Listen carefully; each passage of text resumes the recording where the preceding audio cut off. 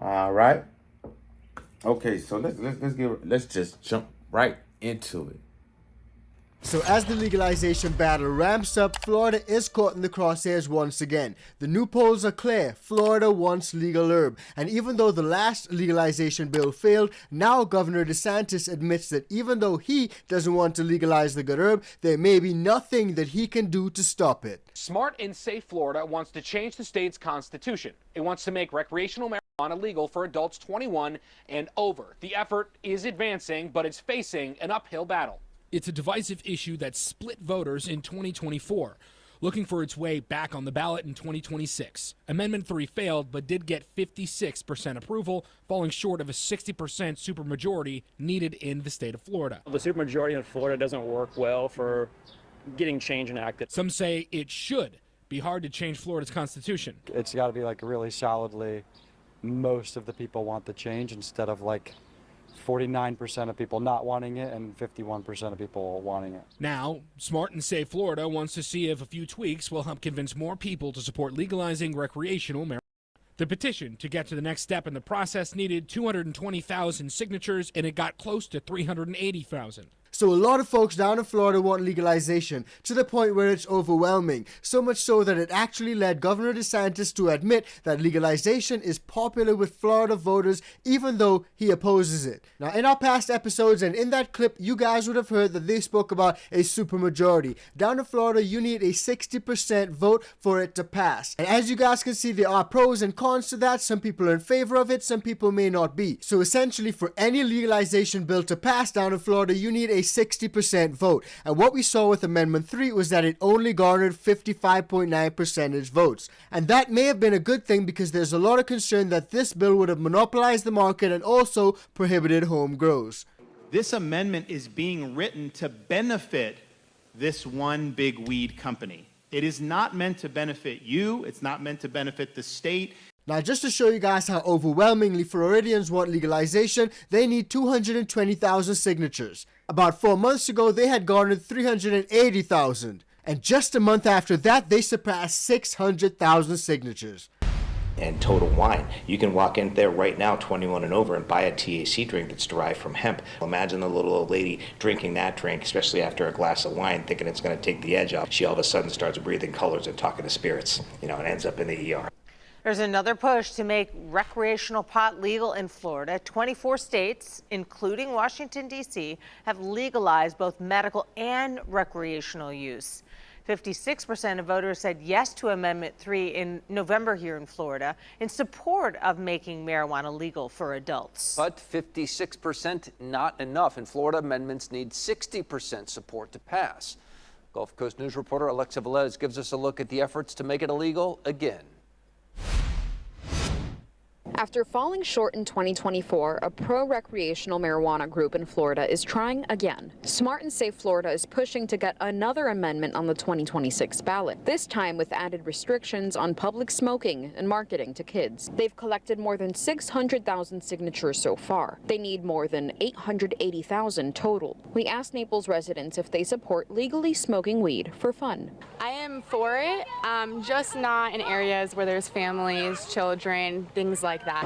We spoke to someone who's been in the medical marijuana industry for 9 years, and he says getting signatures is just the beginning. They'll have some other hurdles this time, because I think the legislators are ready. The Supreme Court's going to be a little bit more prepared to defend any potential, passage. So there's a lot of optimism that this new bill can pass, and there's a massive push behind it as well. As you guys can see, those signatures are ramping up. But what makes this bill so different to Amendment 3, which failed less than a year ago? Well, Shaw Dales of the Dales Report breaks it down perfectly, so let's hear what he had to say. And this is where a lot of initiatives get tossed out, but Smart and Safe Florida has done this before, and the updated 2026 version is tailored to pass the review. So you might ask now, what's in the new 2026 version? Here's exactly what's changed since 2024, and there are a few key things. First, the new proposal bans public smoking and vaping. That was a concern raised by some voters in the last go-around. This version makes it clear you can't light up just anywhere. Second, it includes protections against marketing to kids. Think rules around packaging and advertising that could appeal to minors, and rightfully so.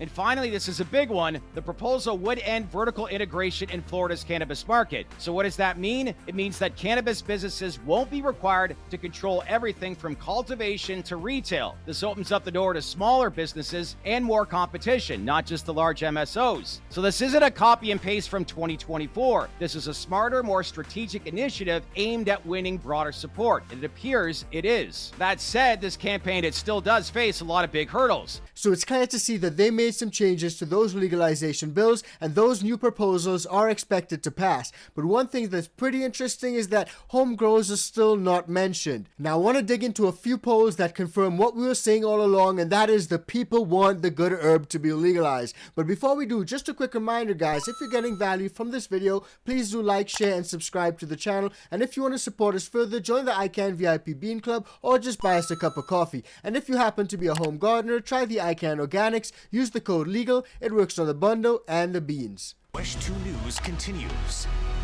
A new poll is shedding light on how voters feel about marijuana, both as medicine and to simply get high. WESH 2's Greg Fox shows us why the results of this new survey indicate recreational marijuana may be a tough sell on next year's ballots. Asked if they are worried that medical marijuana is being abused, nearly half of voters, 45%, strongly or somewhat agree. 50% disagree, and 5% are unsure. Voters were also asked if they think medical marijuana should be taxed. Again, it's pretty even. 44% strongly or somewhat agree, 45% disagree, while 11% are unsure. The new poll shows 60% support legalizing recreational marijuana, 29% oppose it, 11% are unsure. Dr. Neely says with 60% of voters required to approve the measure and looming distrust over how medical marijuana is used, recreational marijuana is not a sure bet to pass. So you guys may be wondering at this point, well, everyone wants it to be legalized. Why isn't it legalized yet? And guys, I'm wondering the exact same thing, because I'm going to show you guys a clip from 6 years ago where it was also overwhelming that the people want the good herb to be legalized. Check it out. Poll shows 65% of people support legalizing recreational marijuana in Florida. Late last week, a petition was filed to get the issue on the ballot. News Channel 8's Capitol Bureau reporter Mike Vassalinda is in the state capitol with the details on what happens next. The poll of 800 registered likely voters shows 67% support legal marijuana for adults, just 29% oppose. Florida Medical Marijuana Business Association's Jeff Sharkey cautions that the campaign is yet to begin. Interesting to see where public safety, the sheriffs, police really come out on this. When that starts to happen in any other opposition, you may see some softening, in that 67%. The poll tested 3 likely arguments against legalization. All 3 increased the likelihood of a no vote. One of them could be cannabis advocate Josephine Creel. I didn't see a way for people to grow their own plants. So even back then, 6 years ago, the people have been trying to get home grow laws passed in Florida to allow them to grow their own. But unfortunately, we know that some folks don't like that because they want to, I said it, monopolize the market. Now, we've seen Governor DeSantis speak pretty recently, and he touched on the good herb and actually said that the good herb is an issue that's very popular in Florida. And when he spoke about the good herb, he went on to say, and I quote, "I mean, you can't function as a state if you smell marijuana everywhere, if these kids are doing it. And this is not the marijuana they had in Woodstock. This is really dangerous stuff. So it would have been terrible for Florida if it were to pass." So even though Governor DeSantis is against legalization, like I said, there may be nothing he can do to stop it. In Seminole County, 20-year-old Malachi Simpson from California is a first-time voter. I left it blank because I feel like either way, if you don't pass it, people are still going to smoke. A poll of nearly 1,000 likely voters in Florida found only 4% were undecided about adult use of marijuana. 2/3 of those surveys indicate they plan to vote yes on Amendment 3. How would you vote on Amendment 3? I voted yes. I did. I just feel like, I think it will cut down on a lot of the kids, messing with other stuff, that's really harmful, like fentanyl and all that. While the polling shows Amendment 3 is on track to pass, we still met plenty of voters here at this Seminole County location who have their reservations about legalizing recreational marijuana. That was very hard for me. I'm not going to tell you how I voted. But Rhonda Christensen explained why many Florida voters think highly of Amendment 3, while others hope it goes up in smoke. I don't think a kid with 2 joints should go to jail for years. And I know friends that have needed pot because they are in pain or they need it for anxiety or different things.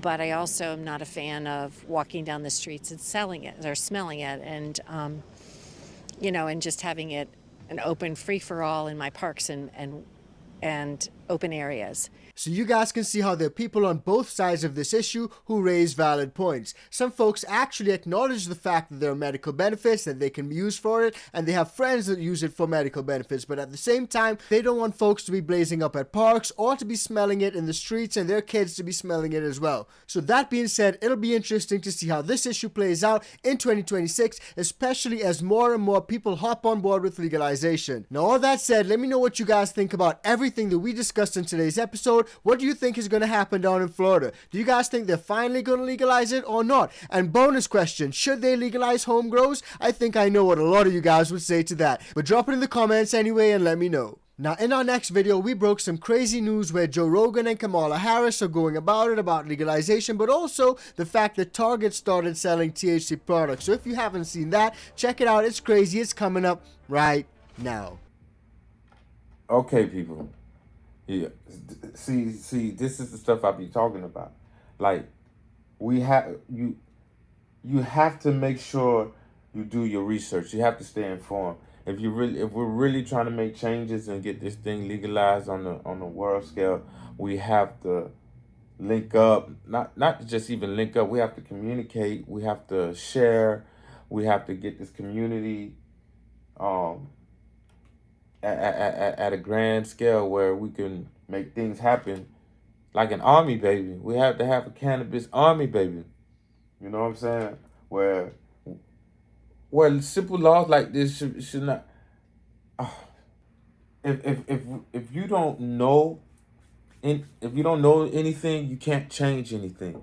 So if you're trying to be an advocate of trying to get marijuana or cannabis, hemp, whatever you want to call it, legalized for medical or recreational use, you have to make sure you do your part. You know what I'm saying? When there's the signatures need to get signed, you have to do your part. Do your homework. Like, subscribe, what they call it, the alarm bell, so you don't miss when I bring you these news. I'm going to try to bring it as consistently as I can. And it's going to be your job to get the information. I'm going to try to break the episodes down because I know everybody's attention span is small.